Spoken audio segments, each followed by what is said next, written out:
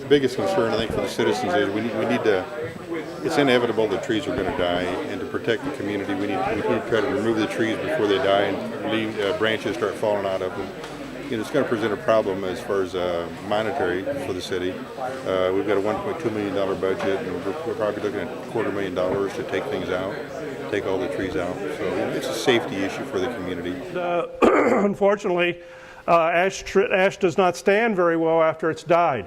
Typically within 2 years after an ash tree has died, they are starting to drop scaffold branches, major branches. So you are looking at a safety hazard relatively quickly. All citizens need to educate themselves through the emerald ash borer websites that are available on the internet, what the insect looks like and what the signs and symptoms of them are, so they can help us experts by not overwhelming us with June beetles and all kinds of other green insects, because there's a lot of metallic green insects that aren't emerald ash borer.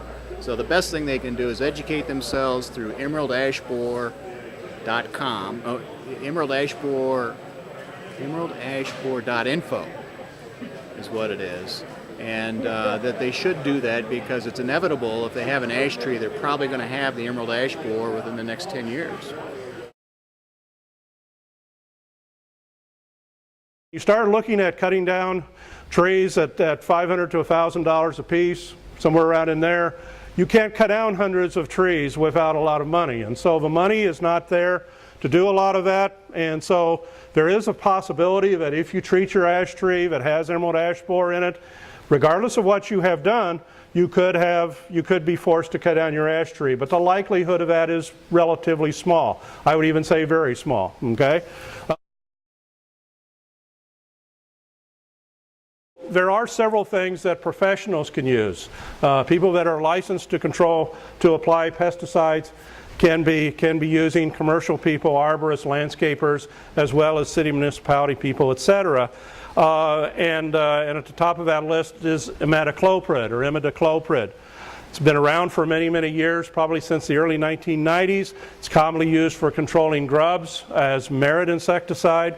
And it is a systemically acting insecticide. In fact, all of the insecticides we recommend for control of larvae are systemic. That is, they go inside the tree and move up into the tree. They are all upward moving. One of the drawbacks that we look at as injectables is that you are injuring the tree and applying it to the soil, either with a soil needle below soil line, which you can do if you've got mulch over the soil, and just go through the mulch and inject it below the mulch area, or as a pour-on on the soil around the tree, is not physically injuring the tree in the process.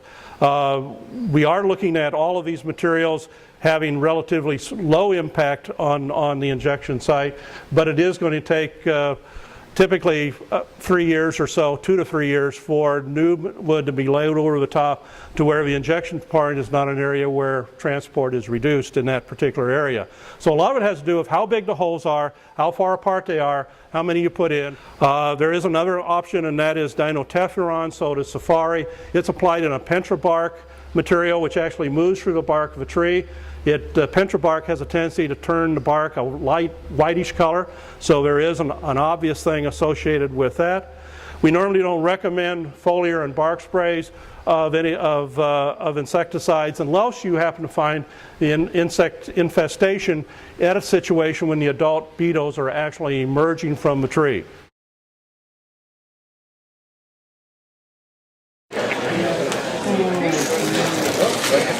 One more copy for you.